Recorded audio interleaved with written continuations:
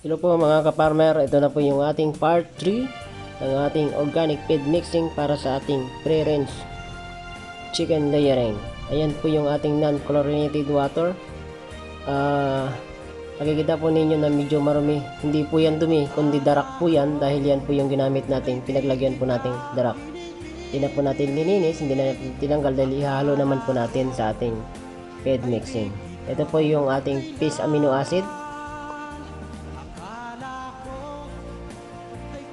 Ito naman po yung ating imas.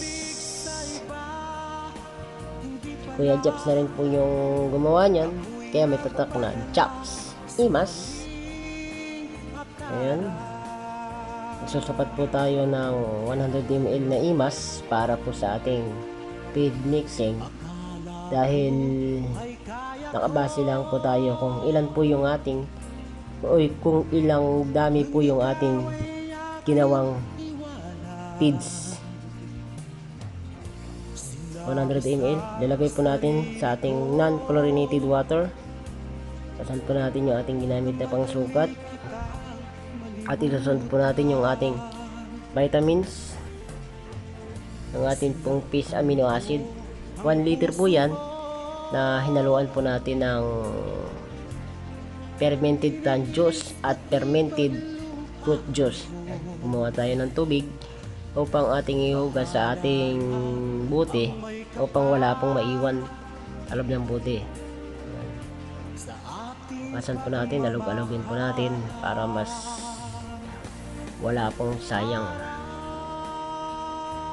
Ayan po mga ka-farmer,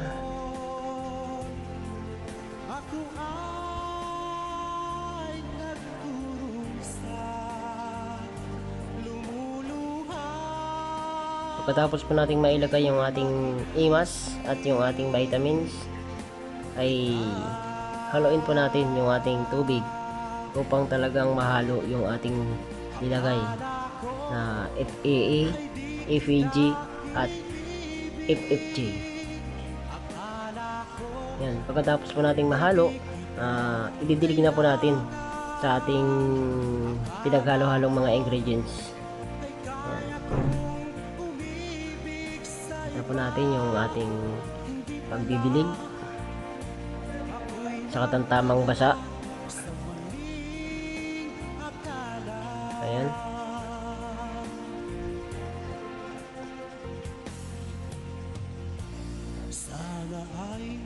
katapos po nating madiligan po ng ating vitamins, ay haluin po natin.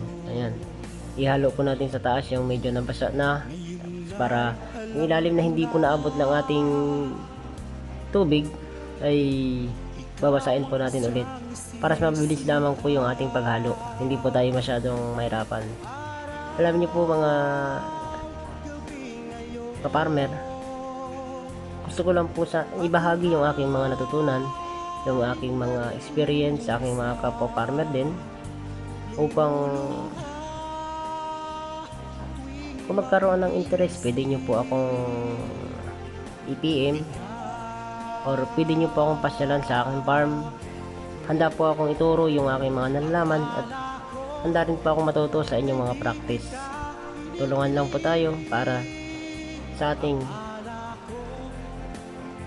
paggawa ng ating mga pagkain, ng ating mga halaga, dahil alam po natin na healthy yung ating mga pagkain. Unang-una, yung mga pagkain na ibibigay natin sa ating pamilya ay tiyak na ligtas at ika nga ay free chemicals. Kaya sana po ay tulungan po tayo. Ayan po muli, ito po yung ating part 3. Abangan po muli yung aking part 4 o final episode na po siguro ng ating feed mixing. Yun lang po. Ito po ang inyong Kuya Japs, ang magsasakang gala. Please follow my all videos. Maraming salamat po. Once again, bye bye!